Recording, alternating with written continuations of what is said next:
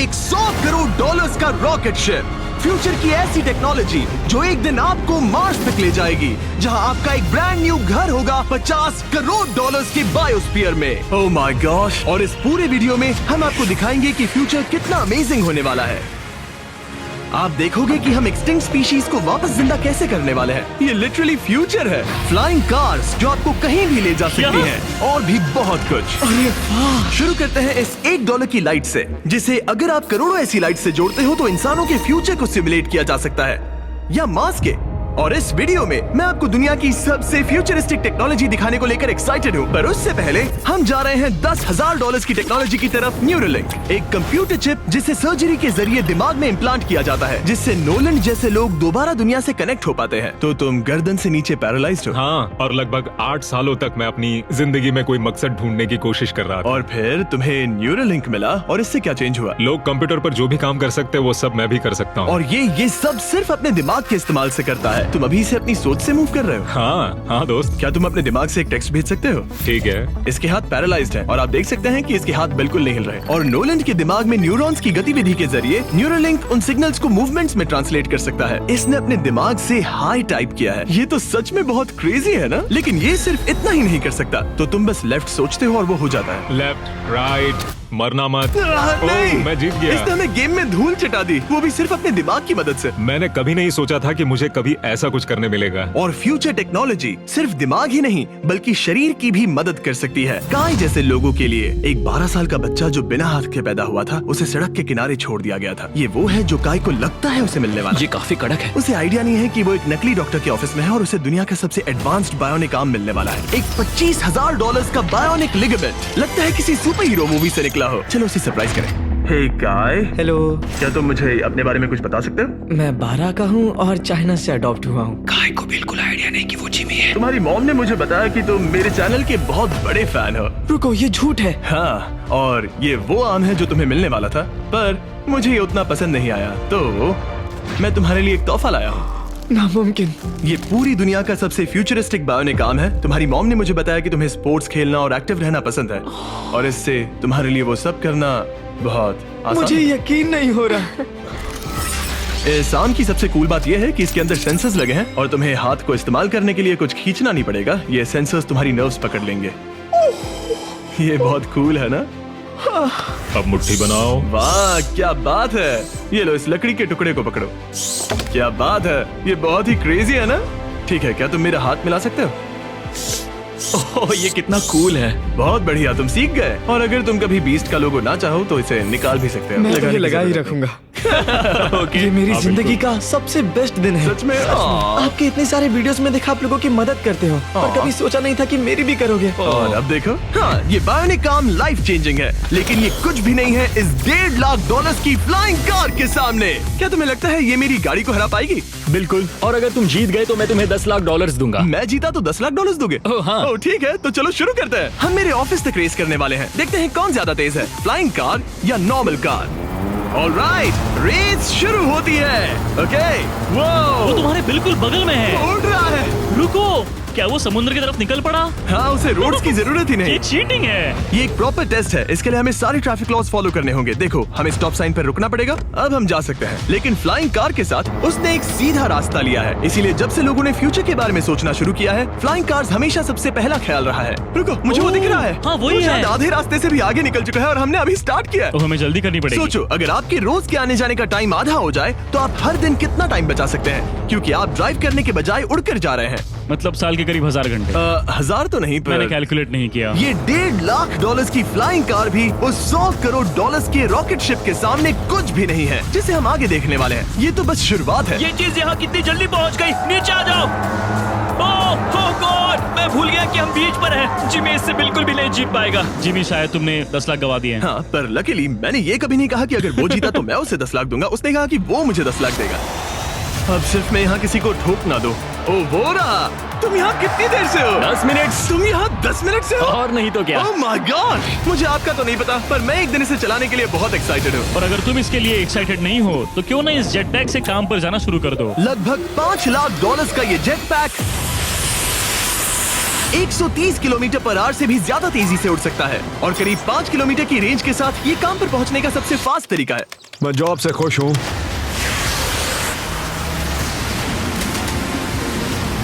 अच्छा है तुम पहुंच पाए। ट्रांसपोर्टेशन का फ्यूचर सिर्फ आसमान में ही नहीं है बल्कि जमीन पर भी है और 10 लाख डॉलर्स में हमारे पास दुनिया की सबसे फास्ट कार है और मैं इसे चलाने वाला हूँ। अब ये सिर्फ दुनिया की सबसे फास्ट कार ही नहीं, ओह माय गॉड, ये तो बहुत तेज एक्सेलरेट करती है, बल्कि इसमें इतना सक्शन है कि ये उल्टी भी चल सकती है।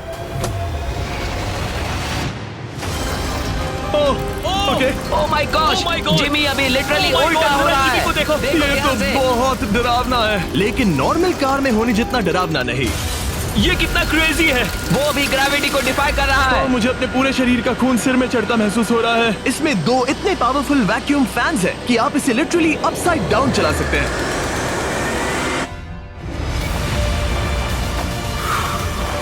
बस ज्यादा दूर तक नहीं। और इस कार की कीमत से 10 गुना ज्यादा में मर्सिडीज ने इस कॉन्सेप्ट कार की फ्यूचर प्राइस $1 करोड़ रखी है। ये एक फ्यूचरिस्टिक कार का विजन है, मान लो कुछ 100 साल बाद का। ये पेंडोरा के यूनिवर्स से इंस्पायर्ड है। ये कार से ज्यादा एक क्रीचर जैसी दिखती है, तो अगर मैं इसे टच करूं तो ये उसके हिसाब से रिस्पॉन्ड करेगी। वाह, अगर मैं इसे पेट करूं तो क्या होगा? हाँ देखा, उसे अच्छा लग रहा है। ये तो ओके। क्या मैं इस क्रीचर को ड्राइव कर सकता हूँ? यस, चलो थोड़े मजे करें। तो आगे जाने के लिए हमें बस फॉरवर्ड प्रेस करना है। क्या? ये क्रेजी है ना? और रुकने के लिए बस पीछे खींचो और फिर ये ऊपर वाला हिस्सा ट्विस्ट होता है ताकि हम कार को साइडवेज चला सकें। Oh my God! ये चेयर्स हार्ट बीट और बाकी सारे वाइटल्स डिटेक्ट कर लेती है और फिर अपने आप सब कुछ एडजस्ट कर देती है। ये टेम्परेचर भी ऑटोमेटिकली चेंज कर देती है। ये देखो। रुको, तो मतलब इसे मैं ड्राइव कर सकता हूँ? हाँ, तुम इसे चला सकते हो, मगर ये $1 करोड़ की कार है। सच तो, में? हाँ। और मैं अभी अपने लेफ्ट हैंड से ड्राइव कर रहा हूँ। ओके। ओह माय गॉश, ये ट्रिपी है। ट्रिपी से याद आया, सामने ड्रोन दिख रहा है, हाँ।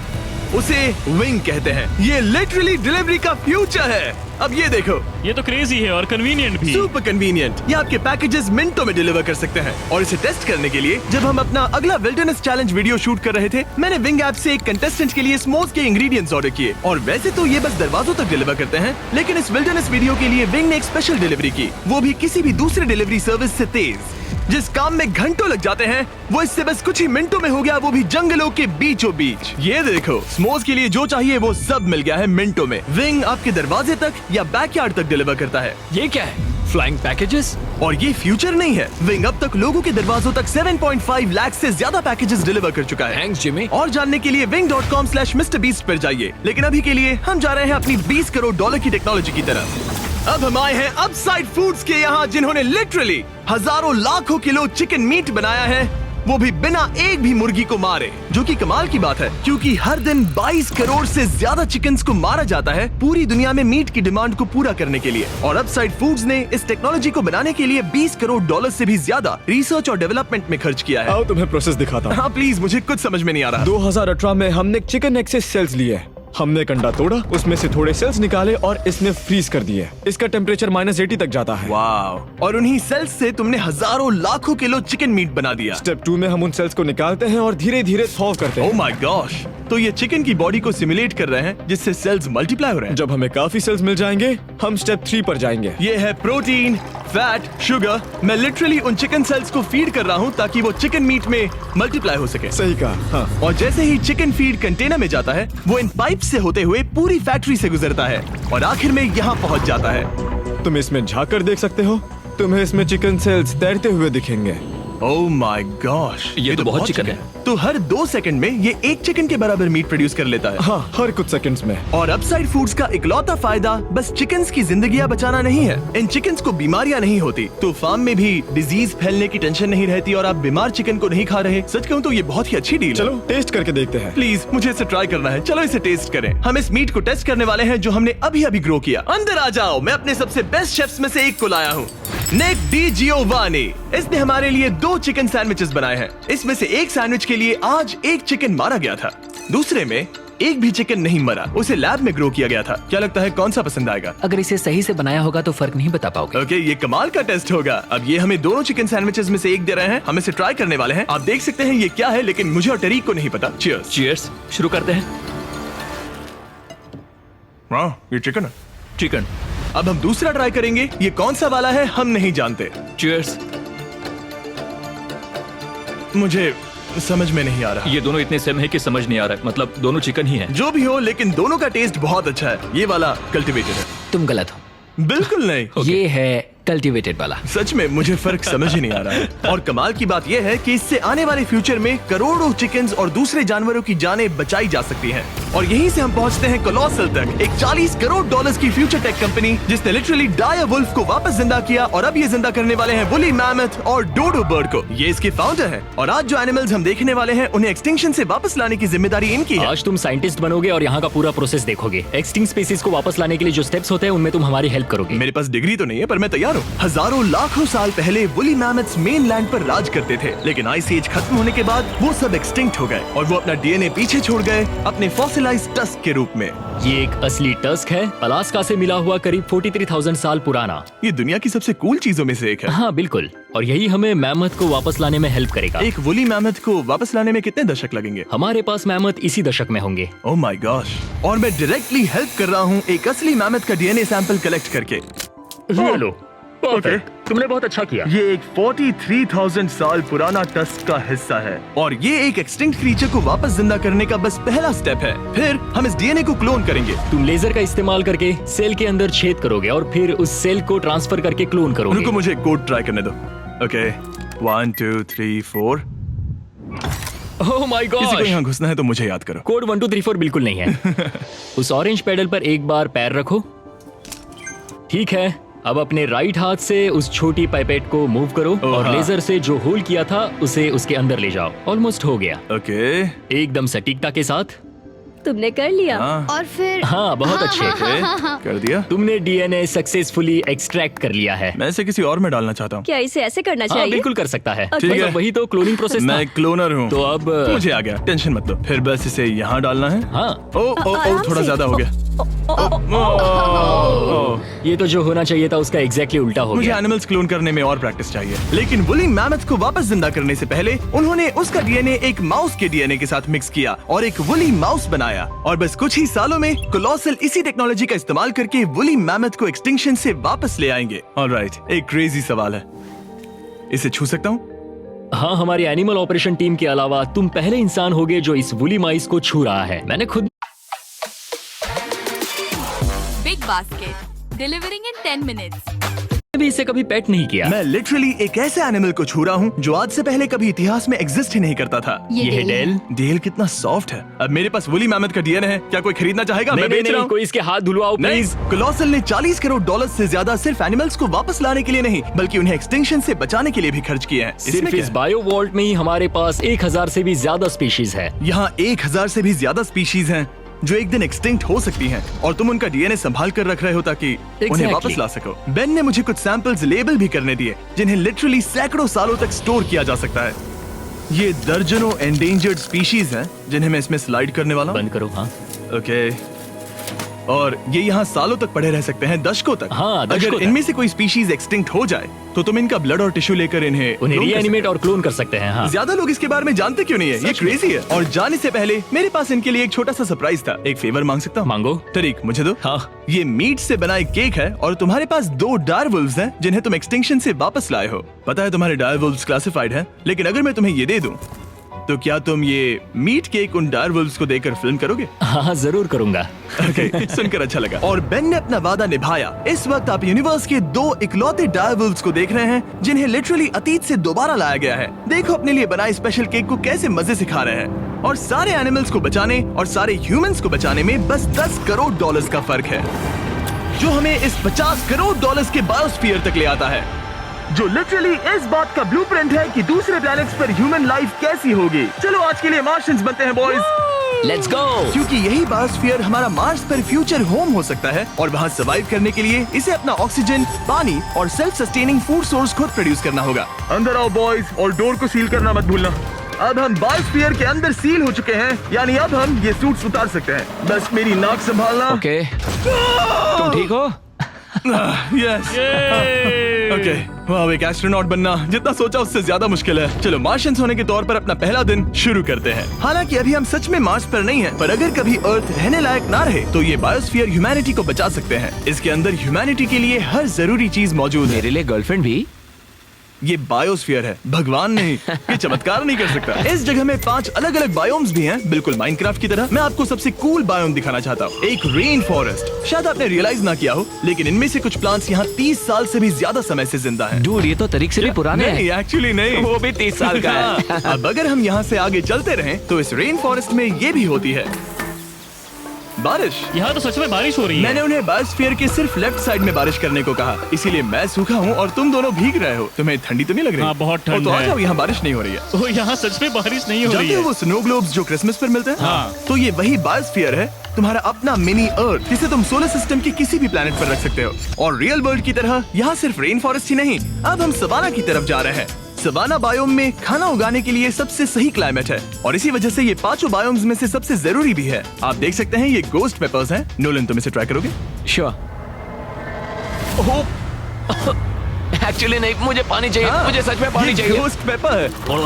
नोलन, मार्स पर ज्यादा पानी नहीं है, वेस्ट मत करो। सुना है दूध से आराम मिलता है। हमारे brand new Feastables caramel chocolate bar try करो। करो, मुझे जल्दी दो।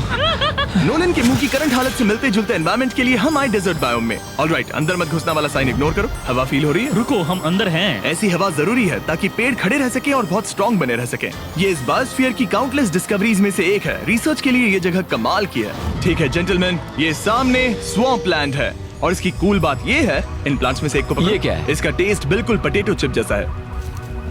ये क्रेजी है ना? ये क्रंची है। सॉल्टी भी। हाँ, मार्स पर अगर तुम खाना उबाल रहे हो तो बस इसे उसमें डालो और खाना नमकीन हो जाएगा। क्या ये ऑसम और है। इसी के साथ हम अपने फाइनल बायोम पर पहुंच गए, ओशन। वाह, जरा ये देखो, तो बहुत सारा पानी है। यहाँ तो बीच है। बायोस्फीयर के अंदर लिटरली एक बीच।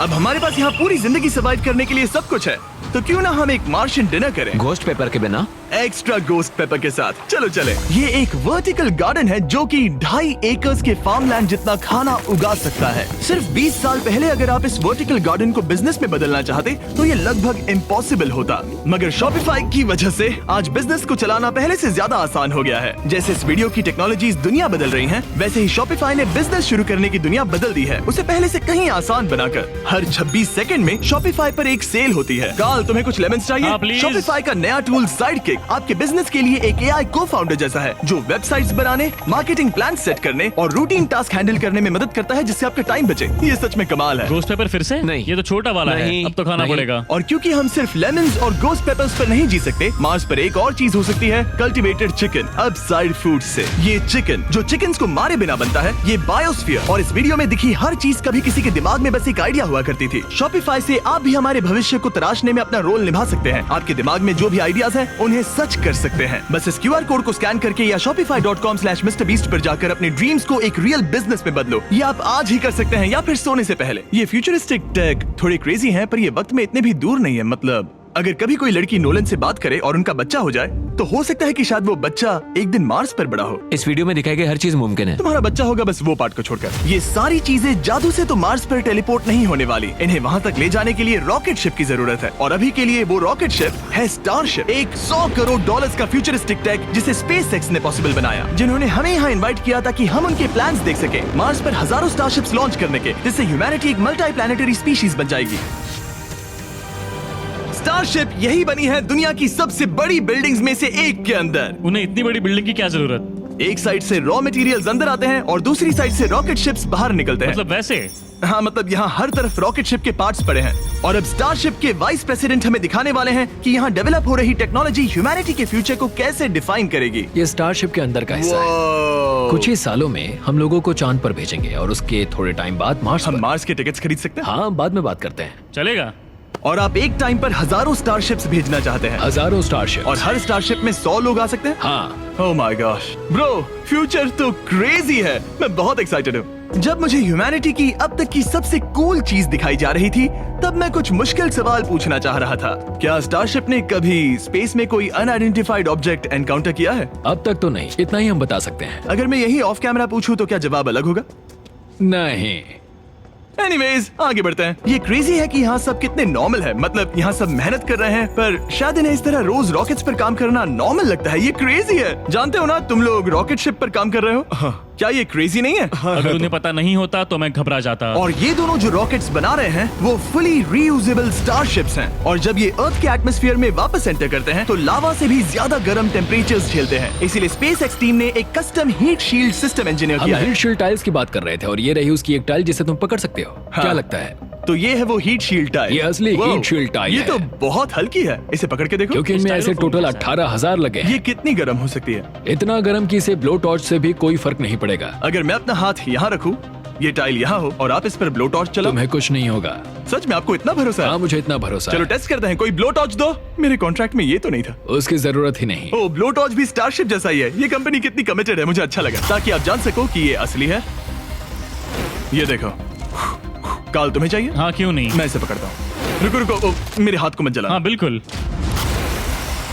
वाओ, देखो ये ऑरेंज होने लगा है। ये 2000 डिग्री से भी ज्यादा है और मुझे कुछ महसूस नहीं हो रहा। साइंस तो कूल है। अगर अब मैं इसे टच करूं तो क्या होगा? ये तुम्हें शायद जलाएगा नहीं, पर मत छूना। ये सोच रहे होंगे कितना बेवकूफ है।